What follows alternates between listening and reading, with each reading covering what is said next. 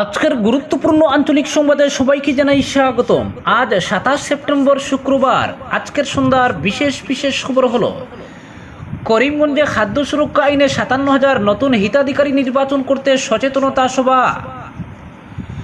ভবিষ্যতে জেলায় উন্নীত হতে পারে লক্ষ্মীপুর, বললেন কৌশিক রায়। মহকুমা শাসক কার্যালয়ের নির্মাণ কাজের ভূমি পূজন বিধায়কের। মুখ্যমন্ত্রীর ঘোষণা মতো 19.80 কোটি টাকা বরাদ্দ। 18 মাসের মধ্যে নির্মাণ কাজ সম্পন্ন করতে ঠিকাদারকে সলাহ। দেশকে শক্তিশালী করতে পারে যুব ছাত্ররাই, বললেন সর্বানন্দ সোনোয়াল। আসাম বিশ্ববিদ্যালয়ের সামাজিক সপ্তাহের উদ্বোধন করে পড়ুয়াদের তাতালেন কেন্দ্রীয় মন্ত্রী। একটি জাতির দুটো সংজ্ঞা, গভীর সংকট অনিবার্য, বলল কংগ্রেস। বরাক ব্রহ্মপুত্রের বিভাজনের অভিযোগ, কেন্দ্র রিপোর্ট গ্রহণ না করায় রূপায়ণের অধিকার নিয়ে প্রশ্ন বিরোধীদের। হাইলাকান্দিতে জোর কদমে চলছে গেরুয়া ব্রিগেডের সদস্যভুক্তি অভিযান। লালায় সদস্যভুক্তি অভিযানে জেলা সভাপতি। শ্রীগৌরী স্বাস্থ্যকেন্দ্রের সমস্যাবলী সমাধানে ব্যবস্থা নিলেন কমলাক্ষদে পুরকায়স্থ। এবং সর্বশেষ খবরটি হলো পুরনো পেনশন বহালের দাবিতে আক্রোশ র্যালি বিশ্ববিদ্যালয়ে। এবারে শুনুন বিস্তারিত খবর। করিমগঞ্জে খাদ্য সুরক্ষা আইনে 57,000 নতুন হিতাধিকারী নির্বাচন করতে সচেতনতা সভা। গত 19 সেপ্টেম্বর রাজ্যের মুখ্যমন্ত্রী ভার্চুয়াল ব্যবস্থার মাধ্যমে রাজ্যে 37.20 লক্ষ পরিবারকে অরুণোদয় 3.0 প্রকল্পে নির্বাচনের জন্য এবং 19 লক্ষ হিতাধিকারীকে জাতীয় খাদ্য সুরক্ষা আইন 2013-র অধীনে সুবিধা প্রদানের লক্ষ্যে এই কার্যসূচি ঘোষণা করেন। এর পরিপ্রেক্ষিতে করিমগঞ্জ জেলা খাদ্য সুরক্ষা যোজনার অধীনে 57,000 নতুন হিতাধিকারী নির্বাচনের জন্য বুধবার বিকাল 4:30টায় জেলা আয়ুক্ত কার্যালয়ের সভাকক্ষে অতিরিক্ত জেলা আয়ুক্ত ধ্রুবজ্যোতি দেবের পৌরোহিত্যে এক সচেতনতা সভা অনুষ্ঠিত হয়। সভায় গ্রাম পঞ্চায়েত সচিবদের নির্দেশ দেওয়া হয় যে তারা প্রকৃত হিতাধিকারীর কাছ থেকে পূরণ করা সি ফর্ম সহ প্রয়োজনীয় নথিপত্র, আধার কার্ড, ভোটার লিস্ট ইত্যাদি গ্রহণ করবেন এবং বর্তমান রেশন কার্ডধারীদের কাছ থেকেও 26 সেপ্টেম্বর থেকে 15 অক্টোবরের মধ্যে প্রয়োজনীয় নথিপত্র গ্রহণ করবেন, যাতে কোনো প্রকৃত হিতাধিকারী বাদ না পড়েন। এতে নতুন রেশন কার্ডের আবেদনের জন্য দরখাস্তকারীকে মোবাইল নম্বর, নিকটবর্তী ন্যায্য মূল্যের দোকানির নাম ও আইডি সহ সি ফর্মের নির্ধারিত স্থানে দরখাস্তকারীর পাসপোর্ট সাইজ ফটোগ্রাফ সেটে পরিবারের সব সদস্যের আধার কার্ড, সাম্প্রতিক সময়ের ভোটার লিস্ট বা ভোটার আইডি এবং পরিবারের প্রধান অর্থাৎ দরখাস্তকারীর ব্যাংক পাসবুকের প্রথম পৃষ্ঠার ফটোকপি জমা দিতে হবে বলে সবাই জানানো হয়। এতে বাদ পড়া পরিবারের প্রকৃত সদস্যদের সংযোজনের জন্য দরখাস্তকারীকে বর্তমানে রেশন কার্ডের প্রথম পৃষ্ঠার জেরক্স কপি সহ রেশন পাওয়া বর্তমানের সদস্যদের আধার কার্ড এবং বাদ পড়া পরিবারের প্রকৃত সদস্য যাকে সংযোজন করা হবে তার আধার কার্ডের কপি জমা দিতে হবে। আধার কার্ডের মধ্যে পিতা, মাতা, স্বামী বা স্ত্রী যা প্রযোজ্য হয় তার নাম স্পষ্টভাবে লেখা থাকতে হবে। সবাই নতুন রেশন কার্ডের আবেদনের জন্য জানানো হয় দরখাস্তকারী পরিবারের বাৎসরিক আয় 4 লক্ষ টাকা থেকে কম হতে হবে। এতে আরও জানানো হয় রাজ্য সরকারের মাস্টারুল কর্মী এবং দৈনিক পারিশ্রমিক উপার্জনকারী, কেন্দ্র ও রাজ্য সরকারের অবসরপ্রাপ্ত চতুর্থ শ্রেণীর কর্মী এবং টিকাভিত্তিক কর্মী যাদের পরিবারের বাৎসরিক আয় 4 লক্ষ টাকা থেকে কম তারা আবেদন করতে পারবেন। শহরাঞ্চলের ক্ষেত্রে ফর্ম ও নথিপত্র সংশ্লিষ্ট ওয়ার্ড কমিশনারের কাছে দাখিল করতে হবে। পরবর্তীতে ওয়ার্ড কমিশনার ওই দরখাস্ত সংশ্লিষ্ট পুর বোর্ডের চেয়ারপারসন বা কার্যবাহী আধিকারিকের কাছে জমা করবেন। অনুরূপভাবে গ্রামীণ এলাকার দরখাস্তকারীদের ফর্ম ও নথিপত্র সংশ্লিষ্ট গ্রাম পঞ্চায়েত সচিবের কাছে জমা দিতে হবে, যিনি পরবর্তীতে ওই আবেদন সংশ্লিষ্ট খণ্ড উন্নয়ন আধিকারিকের কাছে বিহিত ব্যবস্থার জন্য জমা করবেন। অপরদিকে ভবিষ্যতে জেলায় উন্নীত হতে পারে লক্ষ্মীপুর, বললেন কৌশিক রায়। মহকুমা শাসক কার্যালয়ের নির্মাণ কাজের ভূমি পূজন বিধায়কের। মুখ্যমন্ত্রী ডক্টর হিমন্ত বিশ্ব শর্মা নতুন আসাম গড়ার সংকল্প নিয়ে কাজ করছেন। লক্ষ্মীপুরকে উন্নয়নের নতুন দিশায় নিয়ে যেতে সংকল্পবদ্ধ মুখ্যমন্ত্রী। তাই প্রতিশ্রুতি মতো লক্ষ্মীপুরের উন্নয়নে বিভিন্ন প্রকল্প মঞ্জুর করছেন। 2022 সালে মুখ্যমন্ত্রী ঘোষণা করেছিলেন লক্ষ্মীপুরে শতসজ্জার হাসপাতাল ও মহকুমা শাসকের কার্যালয় নির্মাণে অর্থ মঞ্জুর করা হবে। সেই মতো লক্ষ্মীপুরবাসীর দীর্ঘদিনের স্বপ্ন, বহু প্রতীক্ষিত লক্ষ্মীপুর মহকুমা শাসক কার্যালয়ের ভূমি পূজন করা হলো বৃহস্পতিবার। ভবিষ্যতে লক্ষ্মীপুর জেলায় উন্নীত হতে পারে, তাই সেই দিকে লক্ষ্য রেখে মহকুমা শাসকের কার্যালয় ভবনের নকশা তৈরি করা হয়েছে। এই ভবন হবে 6 তলা বিশিষ্ট। এই মন্তব্য করেছেন লক্ষ্মীপুরের বিধায়ক কৌশিক রায়। এদিন বিশিষ্ট অতিথিদের উপস্থিতিতে আনুষ্ঠানিকভাবে মন্ত্রোচ্চারণের মাধ্যমে ভূমি পূজন পর্ব এবং কার্যালয়ের ভিত্তিপ্রস্তর স্থাপন করেন কৌশিক রায়।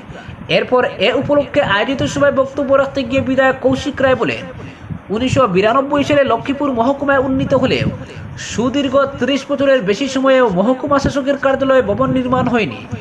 এই দাবিতে যারা আন্দোলন করেছেন তাদের মধ্যে অন্যতম প্রয়াত অনিল দাস তালুকদার, প্রয়াত রতীন্দ্র রায়। আমি তাদের প্রতি শ্রদ্ধা জ্ঞাপন করছি। কৌশিক জানান, কার্যালয়ের ভবন নির্মাণের জন্য 19.80 কোটি টাকা বরাদ্দ হয়েছে। এর জন্য মুখ্যমন্ত্রী ডক্টর হিমন্ত বিশ্ব শর্মাকে ধন্যবাদ জানান তিনি। বিধায়ক বলেন, আগামী 2 বছরের মধ্যে এই ভবন নির্মাণের কাজ সম্পন্ন করার লক্ষ্য ধার্য করা হলেও বরাদপ্রাপ্ত ঠিকাদারকে আমি অনুরোধ করেছি 15 থেকে 18 মাসের মধ্যেই কাজ সম্পন্ন করার জন্য। তিনি জানান, ভবনের কাজ হবে মহকুমা শাসকের কার্যালয় হিসাবে, কিন্তু উদ্বোধন হবে উপজেলার কার্যালয় হিসাবে। কারণ মুখ্যমন্ত্রীর ঘোষণা অনুযায়ী 29টি মহকুমাকে উপজেলায় উন্নীত করা হবে। 2 অক্টোবর লক্ষ্মীপুর উপজেলায় উন্নীত হবে। তাই 2 অক্টোবর থেকে এসডিও অফিস থাকবে না, হবে উপজেলার এডিসি কার্যালয়। অপরদিকে হাইলাকান্দি বিজেপি জোর কদমে সদস্য ভর্তি অভিযান চালাচ্ছে। দলের শীর্ষ নেতারা গ্রাম, শহর আর চা বাগানে বাড়ি বাড়ি গিয়ে এই সদস্য ভর্তি অভিযান চালাচ্ছেন। গত কিছুদিন ধরে প্রতিদিন সকাল থেকে সন্ধ্যা জেলা বিজেপির নেতা কর্মীরা মানুষের বাড়িতে সদস্য ভর্তি অভিযান চালাচ্ছেন। নির্দিষ্ট লক্ষ্যমাত্রা পূরণ করতে গিয়ে কালোগাম জোড়াতে হচ্ছে নেতা কর্মীদের। বৃহস্পতিবার দলের পক্ষ থেকে হাইলাকান্দি শহর, তুপখানা এবং মেলা শহরে সদস্য ভর্তি অভিযান চালানো হয়েছে। এতে জেলা বিজেপি সভাপতি স্বপন ভট্টাচার্য, উপসভাপতি সুমন দাস, জেলা সম্পাদক সঞ্জয় রায়, হাইলাকান্দি পৌরসভার চেয়ারম্যান কল্যাণ গোস্বামী, হাইলাকান্দি শহর মণ্ডল সভাপতি রূপক বিশ্বাস প্রমুখ অংশ নেন। দলের নেতারা সাধারণ মানুষের বাড়িতে গিয়ে বিজেপির নীতি আদর্শ এবং ভাবধারা সম্বন্ধে বাড়ির লোকেদের বুঝাচ্ছেন। বাড়ির 18 থেকে 80 সকলকে মোবাইল অ্যাপের মাধ্যমে বিজেপির প্রাথমিক সদস্যপদ নিতে উৎসাহিত করছেন বিজেপি নেতারা। নেতাদের এই অভিযানে সাড়া দিয়ে প্রতিটি পরিবারের লোকেরা মোবাইল অ্যাপের মাধ্যমে বিজেপির সদস্যতা গ্রহণ করছেন। এক কথায় বিজেপির সদস্য ভর্তি অভিযানে গতি আনতে দলের বিভিন্ন স্তরের নেতারা জোর অভিযানে নেমেছেন। অপরদিকে বদরপুর এলাকার সবচেয়ে ব্যস্ততম শ্রীগৌরী সিএইচসি বৃহস্পতিবার পরিদর্শন করলেন উত্তর করিমগঞ্জের বিধায়ক কমলাক্ষ দেব পুরকায়স্থ। 30 শয্যা বিশিষ্ট এই হাসপাতাল দীর্ঘদিন ধরে বিভিন্ন সমস্যায় জর্জরিত। এ বিষয়ে হাসপাতাল পরিচালন কমিটির সদস্য নুরুজ্জামান বিধায়ক কমলাক্ষ দেব পুরকায়স্থের নজরে আনেন। কমলাক্ষ দেব পুরকায়স্থ আজ হাসপাতাল পরিদর্শন করে বিভিন্ন সমস্যা সম্পর্কে অবগত হন। বিধায়ক কমলাক্ষ দেব পুরকায়স্থকে প্রথমে হাসপাতালের ডেপুটি সুপারিনটেন্ডেন্ট ডক্টর সুপর্ণা পাল উত্তরীয় দিয়ে সম্বর্ধিত করেন। তারপর তিনি ডেপুটি সুপারিনটেন্ডেন্ট ও চিকিৎসকদের সঙ্গে মত বিনিময় করেন। ডক্টর সুপর্ণা পাল হাসপাতালে ফার্মাসিস্ট নেই বলে বিধায়ককে জানান। বিধায়ক সঙ্গে সঙ্গে করিমগঞ্জের জেলা আয়ুক্ত সহ উচ্চপদস্থ বিভাগীয় কর্তৃপক্ষের সঙ্গে যোগাযোগ করে বিহিত ব্যবস্থা গ্রহণ করতে বলেন। শ্রীগৌরী হাসপাতালে বিদ্যুতের সমস্যা দীর্ঘদিন ধরে। এক্স-রে, এসি, রেফ্রিজারেটরের জন্য পর্যাপ্ত বিদ্যুৎ না থাকায় একটি ট্রান্সফরমারের দাবি জানান হাসপাতাল কর্তৃপক্ষ। বিধায়ক সঙ্গে সঙ্গে বিদ্যুৎ বিভাগের সঙ্গে যোগাযোগ করলে বদরপুর এপিডিসিএল কার্যালয়ের কর্মকর্তারা হাসপাতাল পরিদর্শন করেন। খুব কম দিনের মধ্যে নতুন ট্রান্সফরমার বসবে বলে জানান বিধায়ক। তিনি x-ray, store room, male ward, female ward, প্রসূতি কক্ষ পরিদর্শন করেন। রোগীদের রীতিমতো স্বাস্থ্যসেবা হচ্ছে কিনা তা তিনি রোগীদের সঙ্গে মত বিনিময় করেন। বিধায়ক কমলাক্ষ দেব পুরকায়স্থের পরিদর্শনের সময় উপস্থিত ছিলেন কচুয়াদাম বিপিএইচসির SDM and HO doctor Mizanur Rahman, doctor S Alam Khan, doctor Mahmudul Hasan, doctor Mustafa Ahmed, Nuruzzaman প্রমুখ। শ্রীগৌরী হাসপাতাল থেকে বেরিয়ে এসে বদরপুর প্রেস ক্লাবের কর্মকর্তাদের নিয়ে তিনি বদরপুর ঘাটে গিয়ে বরাক নদীতে বিসর্জন ঘাট পরিদর্শন করেন। বিসর্জন ঘাটের বেহাল দশা দেখে ঘাটটি নির্মাণের জন্য তদবির চালান। জল সম্পদ বিভাগের ইঞ্জিনিয়ারদের নিয়ে স্পট ভিজিট করে প্ল্যান এস্টিমেট তৈরি করার কথা বলেন এবং খুব কম সময়ের মধ্যে বিসর্জন ঘাটের কাজ আরম্ভ হবে জানান। এরপর বিধায়ক বদরপুর প্রেস ক্লাবে সাংবাদিকদের সঙ্গে মত বিনিময় করেন। অপরদিকে একটি জাতির দুটো সংজ্ঞা, গভীর সংকট অনিবার্য বলল কংগ্রেস। আসাম চুক্তির 6 নং দফা রূপায়ণে যত দৃঢ়তার সঙ্গে এগোচ্ছে সরকার, ততই সমালোচনার সুর চড়ছে বিরোধীদের।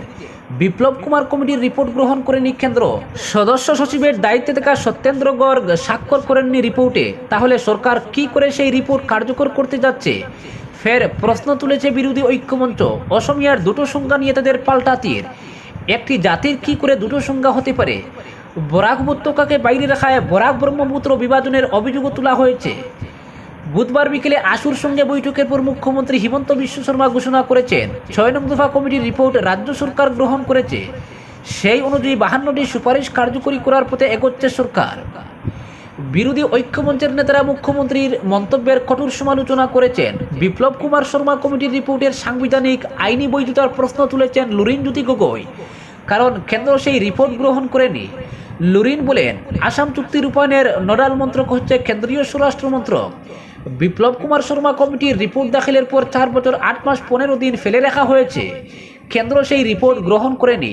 কমিটির সদস্য সচিব ছিলেন স্বরাষ্ট্র মন্ত্রকের তৎকালীন যুগ্ম সচিব সত্যেন্দ্র গড়। 2020 সালের 10 ফেব্রুয়ারি সরকারকে দাখিল করা সেই রিপোর্টে স্বাক্ষর করেননি সত্যেন্দ্র গড়। কিন্তু কেন্দ্র যে রিপোর্ট গ্রহণ করেনি, আশ্চর্যজনকভাবে সেই রিপোর্ট এখন গ্রহণ করে জোর করে রূপায়ণ করতে চাইছেন মুখ্যমন্ত্রী। কিন্তু মুখ্যমন্ত্রীর সেই সাংবিধানিক অধিকার রয়েছে কি?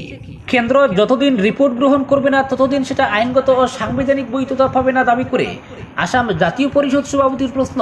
কমিটির অন্যতম সদস্য স্বরাষ্ট্র মন্ত্রকের যুগ্ম সচিব সত্যেন্দ্র গর্গ স্বাক্ষর করেননি, মানে রিপোর্ট কেন্দ্রীয় স্তরে মান্যতা পায়নি। তাই স্বরাষ্ট্র মন্ত্রক রিপোর্ট গ্রহণ না করা অবধি সুপারিশ কার্যকরী করার সাংবিধানিক অধিকার রাজ্য সরকারের রয়েছে কি? প্রধানমন্ত্রী স্বরাষ্ট্রমন্ত্রী এর জবাব দিন। মুখ্যমন্ত্রীর বিরুদ্ধে বিপ্লব কুমার শর্মা রিপোর্টকে রাজনৈতিক হাতিয়ার হিসেবে ব্যবহার করার অভিযোগ এনে তিনি বলেন, 4 সেপ্টেম্বর মন্ত্রিসভার বৈঠকের পর মুখ্যমন্ত্রী 67টি সুপারিশের মধ্যে 57টি কার্যকরী করার কথা ঘোষণা করেন। কিন্তু আমরা যখন আপত্তি তুলেছি তখন সুপারিশের সংখ্যা কমিয়ে দিয়েছেন।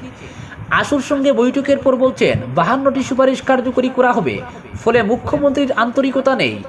আসাম আন্দোলনের 855 জন শহীদকে অপমান করছেন তিনি। প্রদেশ কংগ্রেস সভাপতি ভূপেন বোরার খুরদার সমালোচনা। মাত্র 21 দিনে বদলে গেল মন্ত্রিসভার সিদ্ধান্ত। 4 সেপ্টেম্বর মন্ত্রিসভার বৈঠকের পর মুখ্যমন্ত্রী কমিটির মোট 67টির সুপারিশের মধ্যে 57টি কার্যকরী করার কথা ঘোষণা করেন। বাকি 10টি সুপারিশ কেন্দ্রের এখতিয়ারভুক্ত বলে জানা। কিন্তু আশুর সঙ্গে বৈঠকের পর বলেছেন 40টি সুপারিশ রাজ্য সরকার কার্যকরী করবে, 12টি কেন্দ্র রাজ্য যৌথভাবে করবে। বাকি 15টি সুপারিশ কার্যকরী করার বিষয়টি কেন্দ্রীয় সরকারের এখতিয়ারভুক্ত। ফলে মাত্র 21 দিনেই বদলে গেছে মন্ত্রিসভার সিদ্ধান্ত।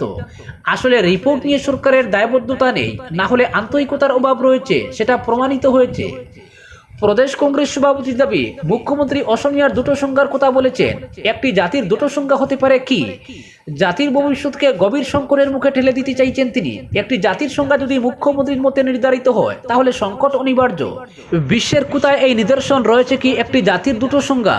আসাম চুক্তির 6 নং দফা রূপায়ণ করতে গিয়ে বরাক উপত্যকাকে আওতার বাইরে রাখার কথা ঘোষণা করেছেন মুখ্যমন্ত্রী। এতে বরাক ব্রহ্মপুত্রের বিভাজনের অভিযোগ এনে লুরিনের মন্তব্য, 6 নং দফা প্রযোজ্য হবে না বরাকে।